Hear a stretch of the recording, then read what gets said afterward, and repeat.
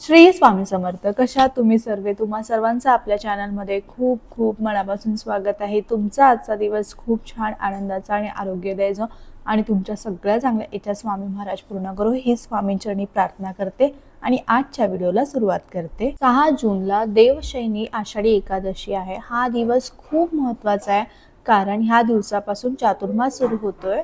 देवशयनी आषाढी एकादशीचं व्रत केल्यावर आपल्याला संपूर्ण एकादशी केलेलं फळ मिळतं. एवढा हा दिवस खूप चांगला दिवस आहे.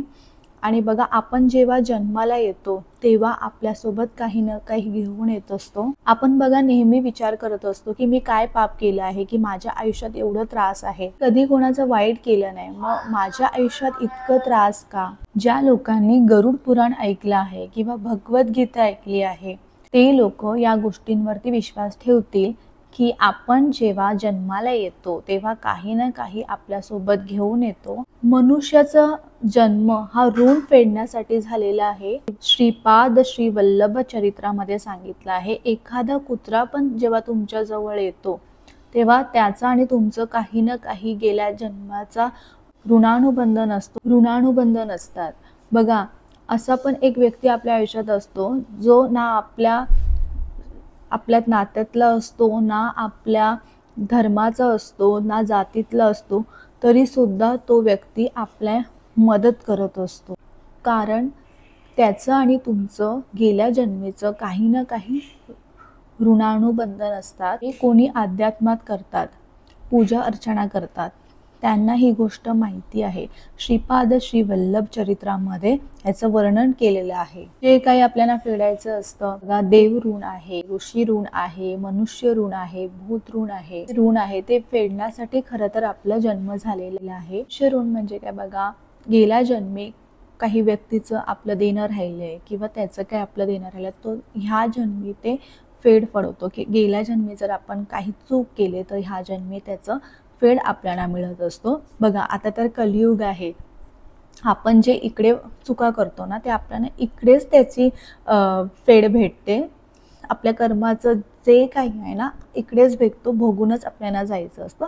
मग दुसरं बघा काय आहे, दुसरं आहे देव ऋण. बघा, स्वामींचं तर ऋण आपण जन्मोजन्मी बोलतात ना, किती जन्म जरी आपण घेतले ना तरी आपण महाराजांचं ऋण कधी फेडू शकत नाही. महाराजांचे ऋण फेडण्यासाठी आपण लाखो जन्म जरी घेतले ना तरी ते आपल्याला कमी पडणार आहेत. एखाद्याला भूत ऋण आहे बघा, ज्याला आपण बाहेरची बाधा म्हणतो. तर बघा, पितृ ऋण, पितृवरून सांगते, पितरांची सेवा खूप महत्त्वाची आहे. पितृदोष निवारण्यासाठी, तुमच्या 7 पिढ्यांचा पितृदोष कमी होण्यासाठी मनुष्य ऋण, भूत ऋण, ऋषी ऋण, पितृ ऋण ह्या सगळ्या ऋणांतून मुक्ती मिळवण्यासाठी, ह्या चक्रामध्ये अडकलेलो आहोत त्यातून मार्ग मिळवण्यासाठी, सगळ्या ऋणांपासून मुक्ती मिळवण्यासाठी आपल्याला दर एकादशीला संक्षिप्त श्रीमद भागवत या ग्रंथाचं तुम्हाला पारायण करायचं आहे. ह्या भव्य दिव्य ग्रंथाचं तुम्हाला पारायण करायचं आहे. भागवद्गीताचं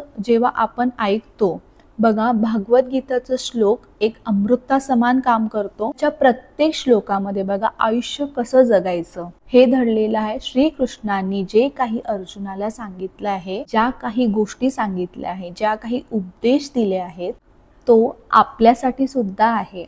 खरं तर ते आपल्यासाठीच आहे, मनुष्याने कसं जगावं, कसं वागावं. तर आता हे जे काही 5 ऋण आहे ते आपण जन्म घेताना आपल्यासोबत घेऊन आलेलो असतो. कोणाचं काय ऋण आहे यातून आपल्याला मुक्ती मिळावी म्हणून आपल्याला संक्षिप्त श्रीमद भागवत ह्या ग्रंथाचं आपल्याला पारायण करायचं असतं.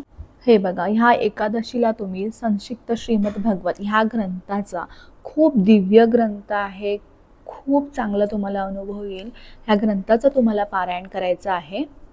भगवत ग्रंथ ज्यांनी वाचला आहे तो खूप प्रचंड मोठा ग्रंथ आहे. त्यासाठी अगदी दिवसभर तुम्हाला बसायला लागतो. तो खूप मोठा ग्रंथ आहे. पण ज्यांना शक्य होत नाही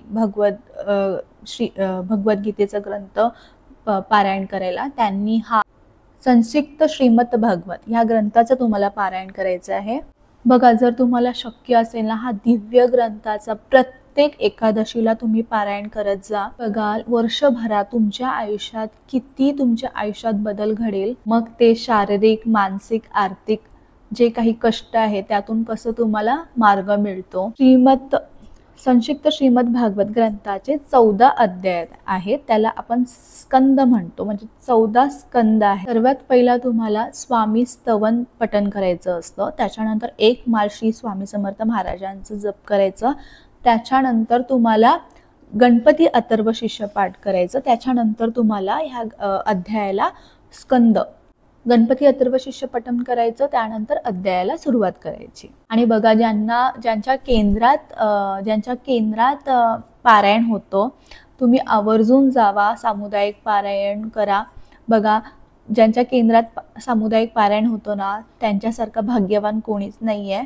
तुम्ही आवर्जून जाऊन तिथे तुम्ही पारायण करू शकता. मला काही अडचण असेल, नोकरी वगैरे करता, तुम्ही जाऊ नाही शकत, मग तुम्ही घरी सुद्धा पारायण करू शकता. तर ह्या पारायणचे काय नियम आहेत, तर ह्या पारायणचे काही नियम नाही आहेत. बघा, तुम्ही दर एकादशीला करणार आहात. एकादशीला तर आपला उपवास असतो, आपण फलाहार करतो. आपण एकादशीला आपण प्रत्येक एकादशीला जसं आपण मांसाहार करत नाही, प्लस आपण धूम्रपानमध्ये पण ज्यांना काही व्यसन आहे त्यांनी ते करायचं नसतं. आणि जे लोक उपवास नाही करत ते जेवतात. मग श्रीमद भागवतचं पारायण करताना आपल्याला कांदा लसूण म्हणजे तामसिक पदार्थ फक्त नाही खायचं आहे. बाकी काही नियम नाही. बघा, एकादशीला तसं आपला उपवासच असतो, आपण फलाहार घेत असतो. त्याच्यासोबत तुम्ही हा पारायण करू शकता. प्रत्येक एकादशीला करून बघा, वर्षभरात नक्की तुम्हाला त्याचा खूप चांगला अनुभव येईल. फक्त ब्रह्मचार्याचं पालन करायचं आहे, बाकी काही नाही. आणि बघा, ज्यांना लिहिता वाचता येत नाही त्यांनी यूट्यूबला लावा, पण स्वतः श्रवण करायचं नाही. यूट्यूबला लावताना तुम्ही कामं करताय, तुम्ही देवाजवळ बसायचं आहे, यूट्यूबला लावायचं आहे आणि उपचार करायचा प्रयत्न करा. तर तुम्हाला हे पारायण एकाच बैठकीत करायचं आहे. आता किती वेळ लागेल बघा, प्रत्येकाच्या वाचण्याच्या स्पीडवरती असतो. 2.5-3 तास लागू शकतो. जर तुम्ही नवीन आहात, पहिल्यांदा वाचता, तर 2.5 ते 3 तास तुम्हाला लागेल. एकादशीच्या दिवशी संपूर्ण दिवसभरात तुम्ही कधीही सेवा करू शकता, पण एका बैठकीत तुम्हाला करायचं आहे. आता तुम्ही जास्त वेळ खाली बसू नाही शकत, मग तुम्ही टेबल किंवा खुर्चीवरती बसून वाचलात तरीही चालेल. त्यांना शक्यच नाही एका बैठकीत. ज्यांचं लहान बाळ आहे, काहीतरी अडचण आहे, मग तुम्ही अशा वेळेस काय करू शकता, पहाटे तुम्ही थोडं वाचा, त्यानंतर दुपारी, असं संध्याकाळी. पण एकादशीच्या दिवशीच तुम्हाला हा ग्रंथ पूर्ण करायचा आहे. मग तुम्ही सकाळी वाचा, असं 2 बैठकीत करा किंवा 3 ज्यांना खरंच अडचण आहे, बाळ आहे, नाही जास्त उशीर बसू शकत त्यांच्यासाठी. पण ज्यांचं व्यवस्थित आहे ते एका बैठकीतच करण्याचा प्रयत्न करा. ज्यांच्याकडे ग्रंथ नाही आहे त्यांनी मोबाईलवर वाचलं तरी चालेल. पण बघा, गुरुप्रीत ॲप्लिकेशन आहे, त्याच्यावरती वाचू शकता किंवा यूट्यूबमध्ये पण बघा, लिरिक्स सोबत येतात, तर तुम्ही ऐकून वाचू पण शकता. बघा, तुमची भोळी भाबडी सेवा जी आहे महाराज स्वीकार करून घेतील. फक्त आपण सेवा करतोय, आपण वाचन करतोय, ते खूप महत्त्वाचं आहे. आपण किती श्रद्धेने सेवा करतोय ते जास्त महत्त्वाचं आहे. आणि परमात्माला आपल्याकडून काय पाहिजे असतं, आपली भक्तीच प्यारी असते. तर ही अत्यंत महत्त्वाची माहिती मला तुमच्यापर्यंत पोहोचवायची होती. तुम्हाला जर आजचा व्हिडिओ आवडला असेल तर व्हिडिओला लाईक करा, शेअर करा आणि सबस्क्राईब करा. पुन्हा भेटूया अशाच नवीन व्हिडिओसोबत. तोपर्यंत सर्वांना बाय आणि सर्वांना श्री स्वामी समर्थ.